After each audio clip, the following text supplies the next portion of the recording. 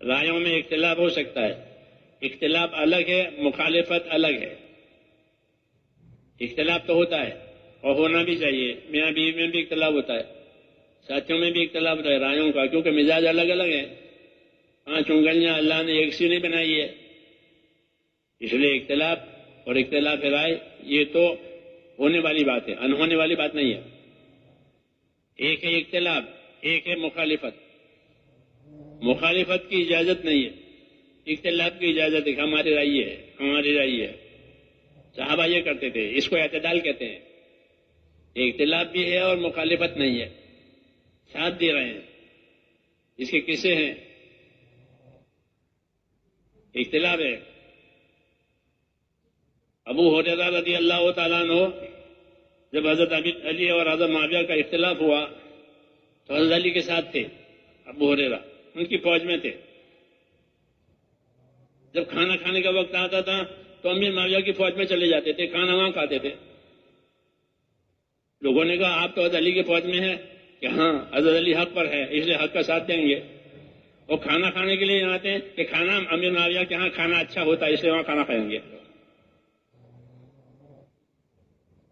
حیات الصحابہ میں لکھا ہوا ہے، کوئی انہونی بات نہیں کہہ رہا۔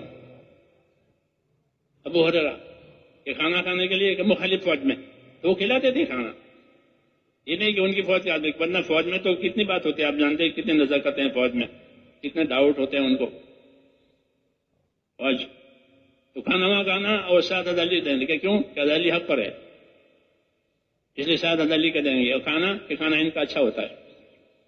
شامی فوج ہے، شام کا ملک جو ہے زرخیز ملک ہے، پیداوار اچھی ہوتی ہے ہر قسم کی، تو شامیوں کا کھانا اچھا، لیکن بات حق جو ہے وہ تو حضرت علی کی ہے اس لیے حضرت علی کے ساتھ دیں گے۔ اس کو اختلاف کہتے ہیں، اختلاف ہے، مخالفت نہیں ہے۔ یہ مخلصین کا اختلاف کہلاتا ہے، مخلص ہے اس لیے اختلاف کو بھی بتایا اور مخالفت نہیں ہونے دی۔ اس کو سمجھنے کی ضرورت ہے۔ اب گڑبڑ ہو گئی، اختلاف اور مخالفت، یعنی مخالفت کے الخلاف و اشد، ابو ذر غفاری کا قول ہے الخلاف و اشد، مخالفت کہ بہت سخت چیز ہے۔ حضرت عثمان رضی اللہ تعالیٰ عنہ سے ابو ذر غفاری کو اختلاف رائے تھی کہ انہوں نے مینا میں نماز پڑھائی، حضرت عثمان نے تو 4 رکعت پڑھائی، تو حضرت ابو ذر غفاری نے اختلاف کیا کہ رسول صلی اللہ علیہ وسلم نے مینا میں حج کے موقع پر 2 پڑھی، ابو بکر نے 2 رکعت پڑھی، کو سب مسافر ہیں حج کرنے آئے ہیں تو 4 کیسے پڑھیں گے؟ اور عثمان نے 4 پڑھائی، لوگوں نے کہا کہ 4 پڑھ، تو انہوں نے انا للہ و انا الیہ راجعون پڑھا، 4 پڑھائی امیر المومنین نے، عثمان نے کہا کہ انا للہ و انا۔ پھر جب نماز ہوئی تو عثمان کے ساتھ نماز، تو ابو ذر نے بھی 2 ہی پڑھی کہ ابھی تو آپ انا للہ پڑھ رہے تھے اور ابھی 2 پڑھ رہے ہیں، کہ ہاں مخالفت کرنا یہ سخت بات ہے، ہم مخالفت نہیں کریں گے۔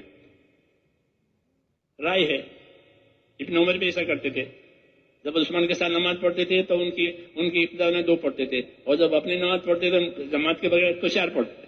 وہ جب عثمان کے ساتھ اپنی حضرت ابن عمر اپنی پڑھتے تھے تو 2 پڑھتے تھے کیونکہ مسافر ہیں، لیکن جب عثمان کی ابتدا پڑھتے تھے تو ان کے ساتھ 4 پڑھتے تھے۔ کیوں کہ الخلاف و اشد، کہ مخالفت کرنا بہت سخت چیز ہے، ماحول بگڑ جاتا ہے۔ تو یہ نزاکتیں ہیں اخلاص والوں کی، اخلاص والا اس کو دیکھتا ہے کہ حق کیا ہے، صحیح کیا ہے، جو چیز حق ہے صحیح ہے کہ اس کا تو ساتھ دینا ہے۔ کیوں ذمہ داری ہے کہ انصاف کے ساتھ رہو، حق کے ساتھ رہو، یہی ذمہ داری ہوتی ہے کہ بڑوں کے مرنے کے بعد حالات کھڑے ہو جاتے ہیں۔ ہمیشہ جب بھی کوئی بڑا مرا ہے تو حالات کھڑے ہو جاتے ہیں۔ حضور صلی اللہ علیہ وسلم کی وفات کے بعد ارتداد ہو گیا، لوگ مرتد ہونے لگے، زکوٰۃ نہیں دینے لگے، حالات کھڑے ہو گئے۔ بڑے جب تک زندہ رہتے ہیں ڈھال ہوتی ہے، وہ ان کی برکت سے بہت سی چیزیں دبی رہتی ہے، جب ان میں سے کوئی اٹھ جاتا ہے تو حالات کھڑے ہو جاتے ہیں۔ تو اب کیا علاج ہے؟ تو حضور صلی اللہ علیہ وسلم کی وفات ہوئی تو حالات کھڑے ہو گئے، لوگ مرتد ہو رہے ہیں، زکوٰۃ نہیں دے رہے، اور پتہ کیا کہا۔ تو اس کا علاج یہ ہے کہ بڑوں نے جس نہج پر ہم کو چھوڑا ہے، جس نہج پر ہم کو رکھا ہے، اسی نہج کو باقی رکھو تو وہ حوادثات ختم ہو جائیں گے۔ یہی علاج ہے. سنت ابو بکر رضی اللہ عنہ حضور کی وفات کے بعد حضور صلی اللہ علیہ وسلم کی جو ترتیب تھی اس میں ذرا بھی فرق آنے نہیں دیا. رسول صلی اللہ علیہ وسلم کی وجہ سے اور رسول صلی اللہ علیہ وسلم کے نہج اور طریقے کی وجہ سے مددیں آتی ہیں. جب امت کا بھی وہی طریقہ ہوگا تو جو مدد رسول کے ساتھ آتی تھی وہی مدد امت کے ساتھ آئے گی. انا لننصر رسلنا والذین آمنوا فی الحیات الدنیا ویوم یقوم الاشہاد. ہم مدد کریں گے، اللہ فرماتے ہیں، رسولوں کی، اور ہم مدد کریں گے ایمان والوں کی.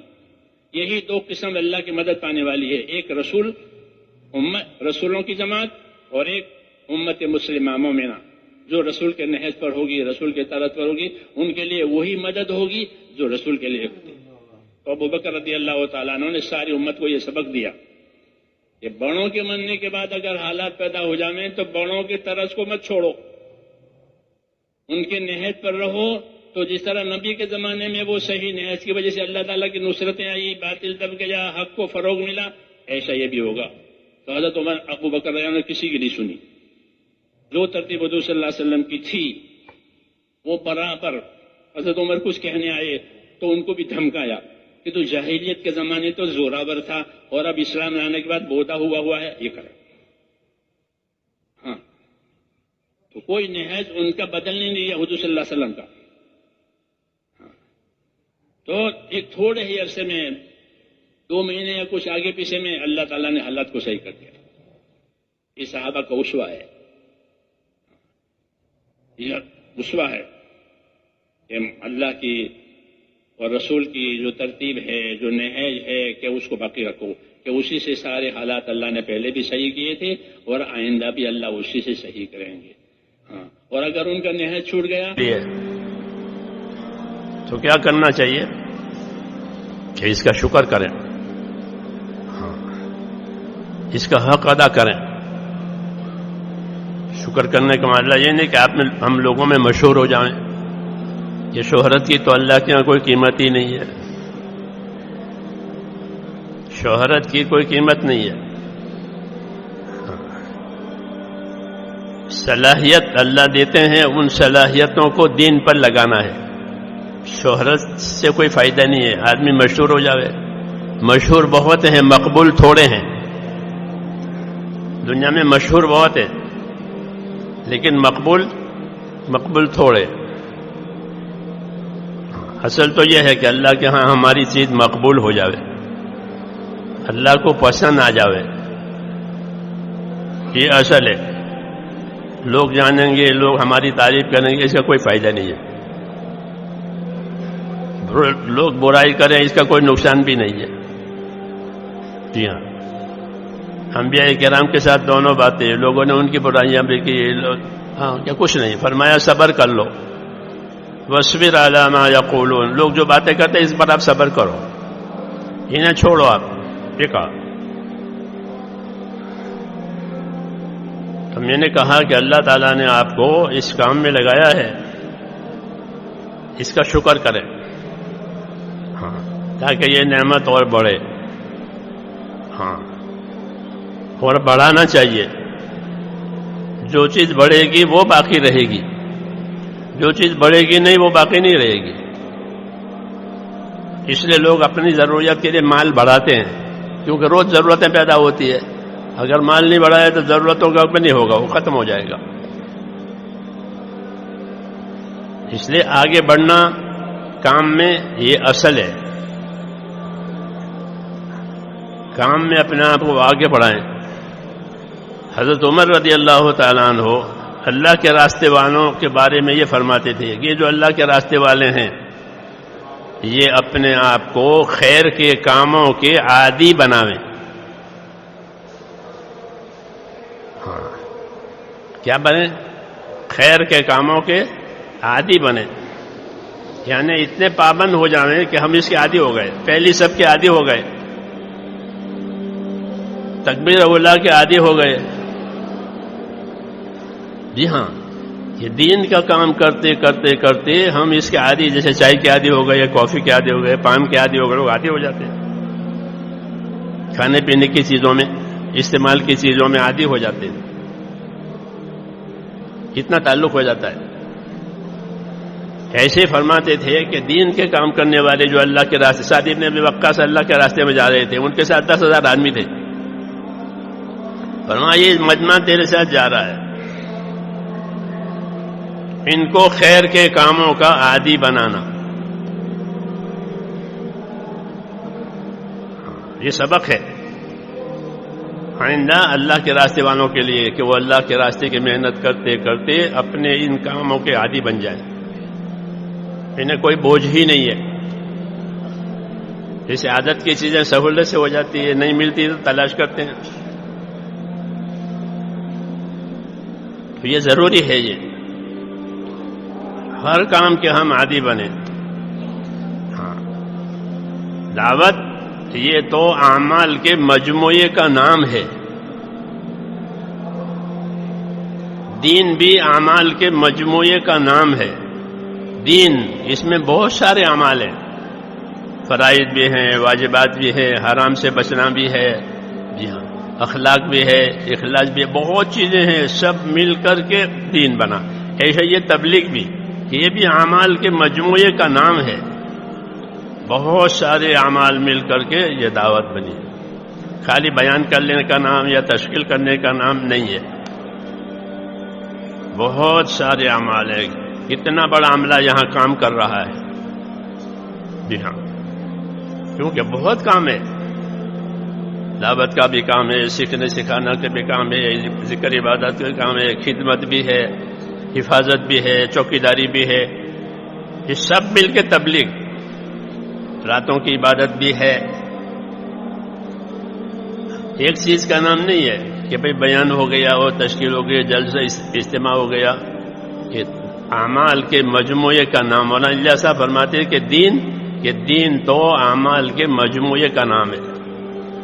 پیدا ہونے سے لے کر موت تک کچھ اعمال دیے گئے ہیں، یہ ہے. اور حضرت عمر رضی اللہ عنہ اس کے بارے میں یہ فرماتے تھے کہ اپنے آپ کو خیر کے کاموں کے عادی بناؤ. ہاں، کہ پھر اس کے کوئی محنت ہی نہیں کرنی پڑے، ہم اس کے عادی ہیں. محنت کرتے کرتے یہ چیز عادت میں آ جاتی ہے. تو میں نے کہا شکر کرنا چاہیے کہ اللہ نے آپ کو آگے بڑھایا ہے اور اپنے آپ کو اس کام کے عادی بنائیں کہ یہ کام ہمارے اوپر بوجھ نہ رہے، بلکہ یہ کام ہماری زندگی کا کام بن جائے. ہاں، زندگی کا کام بنے. اگر یہ کام نہ ہوا تو اندر کمی محسوس ہو دل میں، جیسے پیاسے کو پانی نہیں ملا، بھوکے کو کھانا نہیں ملا، ایسا اسے تعلق پیدا کرے، عادی بنے. اس کا یہ ہدایت ہے ہم کو. ایک بات اور یاد رکھنی ہے کہ اللہ نے جو جان اور مال کی طاقت ہم کو دی ہے، یہ ہماری اپنی نہیں ہے، یہ اللہ کی دی ہوئی امانت ہے. جان کی طاقت ہاتھ، پاؤں، دل، دماغ، آنکھیں، سب بدن، یہ جانی طاقت کہلاتی ہے. یہ نعمت ہے. آدمی تندرست ہے، اس میں طاقت ہے، بڑی نعمت، کسی کا محتاج نہیں ہے، تو یہ بڑی نعمت. ایسے ہی مال، یہ دونوں چیزیں اللہ تعالیٰ اپنے بندوں کو دیتے ہیں، کسی کو کم، کسی کو زیادہ. عمر کسی کو کم دی، کسی کو زیادہ دی، مال کسی کو کم دیا، کسی کو زیادہ دیا. کم زیادہ دینا تو حکمت کی وجہ سے ہے. یہ نہیں کہ اللہ تعالیٰ کے ہاں اس کا کوٹا ختم ہو گیا ہے کہ اب ہے نہیں، آئندہ کوٹا آئے گا تو ملے گا، ایسا نہیں ہے. بلکہ فرمایا ہمارے پاس تو ہر چیز کے خزانے ہیں، ہم دنیا میں ایک خاص مقدار سے اس کو اتارتے ہیں. جی ہاں، تو جانی اور مالی طاقتیں جو دی ہے یہ بڑی نعمت ہے. اور جس طرح یہ نعمت ہے، اسی طرح یہ جانی مالی طاقت اللہ کی امانت بھی ہے، ہماری اپنی نہیں ہے، اللہ کی امانت ہے. ہاں، بدن کی تندرستی ہو کہ اللہ کی امانت ہے، مال ہو کہ اللہ کی امانت ہے، اولاد ہے کہ اللہ کی امانت ہے. یہ کسی ذمہ داری کے پورا کرنے کے لیے دی ہے. ہاں، شوق پورا کرنے کے لیے نہیں دی ہے، عیش کرنے کے لیے نہیں دی ہے، گناہ کرنے کے لیے نہیں دی ہے، امانت ہے۔ حکومتیں اپنے کارکنوں کو بہت سی چیزیں گاڑیاں بھی دیتے ہیں، موٹر سائیکل بھی دیتے ہیں، تو وہ سیر کرنے کے لیے، شکار کرنے کے لیے نہیں، بندوق بھی دیں گے تو شکار کرنے کے لیے کہ نہیں، حکومت کے کام کے لیے دیے۔ جو بھی چیز ان کے پاس ہے حکومت کی، وہ حکومت کے کام کے لیے۔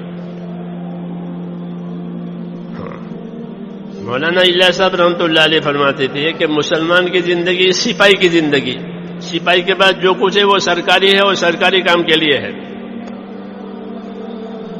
حکومت کا ہے، حکومت کے کام کے لیے اس کے پاس ہے، اس کو حکومت کا ہی کام کرنا ہے، دوسرا کام وہ نہیں کر سکتا۔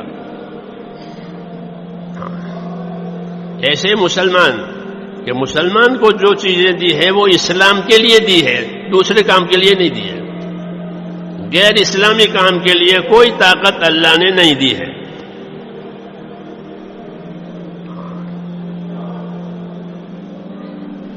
تو یہ ہمارا مزاج بنے کہ ہم ایک اللہ کی امانت، جان اور مال، یہ بھی امانت، اور اس سے بڑی امانت اللہ کا دین، کہ دین اللہ کی امانت ہے ہمارے پاس، اس کی حفاظت کرنی ہے، اپنے آپ کو اس کا پابند کرنا ہے یقین کے ساتھ، اس لیے کہ جب کام ختم ہو جائے گا تو اس کا حساب آئے گا، اور فرشتہ قبر میں پوچھے گا کہ ماں دینوں کا، آپ کا دین کیا ہے بتائیے، کس دین پر رہے، کس دین پر مرے، اپنا دین بتاؤ۔ یہ امانت ہے، تو دین بھی امانت ہے، مال جان بھی امانت ہے، اور اولاد بھی امانت ہے۔ یہ کتابوں میں لکھا ہے، امام غزالی رحمۃ اللہ علیہ فرماتے تھے کہ ہر آدمی کی اولاد اس کے پاس اللہ کی امانت ہے، اپنی اولاد کو کہاں لگا رہا ہے، یہ عبادت کے لیے پیدا ہوئی ہے۔ اولاد کس لیے پیدا ہوئی؟ ہم بھی عبادت کے لیے پیدا ہوئے، ہماری اولاد بھی عبادت کے لیے پیدا ہوئی ہے۔ پیدا ہوتے ہی ان کے کان میں اذان اور اقامت کہی جاتی ہے، کیوں کہ وہ تو اسی کام کے لیے آئی کہ اس کے کانوں میں کہ اذان اور اقامت کا ہو، سنت ہے ہماری اسلام میں کہ اپنے اولاد پیدا ہو تو اس کے کانوں میں اذان اور اقامت کا ہو، اس کا اچھا نام رکھو، اس کا عقیقہ کرو، جی ہاں، اس کی دینی تعلیم تربیت کرو۔ پیدا ہوتے ہی شروع ہو جائے گا، پیدا کرنے والا تو اللہ، اور کوئی پیدا کرنے والا نہیں، لا الہ الا اللہ۔ زندہ آوے، مردہ آوے، بولتا آوے، گونگا آوے، اندھا، یہ قدرت، اس میں کسی کو دخل نہیں، لا الہ الا اللہ۔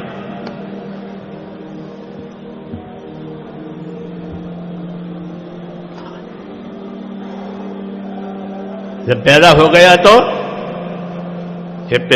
گیا تو محمد الرسول اللہ، اب محمد الرسول اللہ والی لائن چلے گی، ہاں، پیدا ہوتے ہی وہ کیا کہ اس کے کانوں میں اذان کہو، ہاں، اقامت کہو، اچھا نام رکھو، بولنا سیکھے تو اس کو لا الہ الا اللہ سکھاؤ، جی ہاں، لڑکے کو لڑکے کے کپڑے پہناؤ، لڑکے کو لڑکے کے کپڑے پہناؤ، شروع ہو جائے گا۔ ہاں، محمد رسول اللہ، پھر پیدا ہوتے ہی شروع ہو جائے گا، کہاں تک کہ قبر میں اتارنے تک۔ جب مردے کو قبر میں اتارا جاتا ہے تو سنت یہ ہے کہ اتارنے والے کہیں بسم اللہ وعلی ملت رسول اللہ، یہ کہہ کر کے اتارنے والے اس کو اتارے کہ بسم اللہ وعلی ملت رسول اللہ، اللہ کے نام کے ساتھ اور محمد صلی اللہ علیہ وسلم کی ملت اور طریقے پر یہ امانت جا رہی ہے ہمارے کندھوں پر سے۔ یہ ترتیب ہے زندگی کی، پیدائش سے لے کر کے موت تک اسلام. جی ہاں، اب زندگی کے درمیان میں جو بھی کام کرے وہ لا الہ الا اللہ محمد رسول اللہ کے ساتھ. نماز پڑھے تو اللہ کا حکم محمد صلی اللہ علیہ وسلم کے طریقے کے مطابق. روزہ رکھے، حج کرے، لا الہ الا اللہ محمد رسول اللہ، اللہ کا حکم محمد صلی اللہ علیہ وسلم کا طریقہ. رکوع میں جاوے تو، سجدے میں جاوے تو، حج میں جاوے تو، دکان میں جاوے تو، کھیتی میں جاوے تو، مزدوری میں جاوے تو لا الہ الا اللہ محمد رسول. اس لیے اس کو سیکھے کہ زندگی کا ہر کام اللہ کے حکم کے مطابق، نبی صلی اللہ علیہ وسلم کے طریقے کے مطابق آوے. مسلمان دنیا دار نہیں ہوتا، یاد رکھو. مسلمان دنیا دار نہیں ہوتا کہ ہم تو دنیا دار ہیں، ہم نہیں نہیں نہیں. هو سماکم المسلمین، اللہ نے تمہارا نام مسلم رکھا ہے. تم دنیا دار کیسے ہو گئے؟ کہتے ہیں لوگ کہ ہم تو دنیا دار ہیں. وہ بیچارے اپنے آپ کو پہچانتے ہی نہیں کہ ہماری کیا شان ہے کہ اللہ نے تمہارا نام مسلم رکھا ہے، یعنی حکم کو ماننے والا، حکم کو پورا کرنے والا. یہ اس کی شان ہے. یہ میرا بندہ ہے، حکم پورا کرنے والا، حکم لے کر کے چلنے والا، حکم لے کر زندگی گزارنے والا. ہاں، اس کا یہ مقام ہے، اس کا یہ مرتبہ ہے. اللہ نے اس کا نام رکھا ہے مسلم. اطاعت کرنے والا، بات ماننے والا، بات ٹالنے والا نہیں، بات ماننے والا. تو یہ ہماری شان ہے، مسلم. سر سے لے کر کے پاؤں تک مسلم. یہ پولیس کو دیکھتے ہیں نا آپ، سر سے لے کر پاؤں تک پولیس. کتنا ہی بڑا مجمع ہو، شادی کا ہو، جنازے کا ہو، تبلیغ کا ہو، پولیس کا آدمی اگر کھڑا ہے، چھوٹے بچے سے پوچھو کہ یہ کون ہے، بچہ کیا کہے گا؟ پولیس. ہاں، کہ یہ پولیس ہے. وہ سر سے پاؤں تک پولیس ہے. یہ مسلم کے سر سے پاؤں تک مسلم. کیوں؟ کہ اپنے مقام کی حفاظت کے لیے اور اپنے مرتبے کی حفاظت کے لیے اس کو ایسا بننا پڑے گا. بتا دے گا اس وقت وہ ڈیوٹی پر ہے. ہاں، جب وہ ڈیوٹی پر ہوتا ہے تو پوری حکومت کی طاقت اس کے ساتھ ہوتی ہے. ہاں، کہ ڈیوٹی پر ہے. ڈیوٹی پر نہیں ہے اور اس کو کوئی مارے کوئی بات نہیں. وہ ڈیوٹی پر ہے تو کہ پھر وہ حکومت کا ہے. ہاں، اس کی حکومت مدد کرے گی. ایسے ہم اپنی ڈیوٹی پر ہوں گے کہ اللہ ہماری مدد کرے گا، اور ہم ڈیوٹی پر نہیں ہے ہماری مدد نہیں ہے. مقام کا تو یہی مطلب ہے، مرتبے کا تو یہی مطلب ہے کہ ہم نے مرتبہ دیا ہے. ہاں، تو مرتبہ کوئی پیشانی پر تھوڑا لکھا ہوا ہوتا ہے.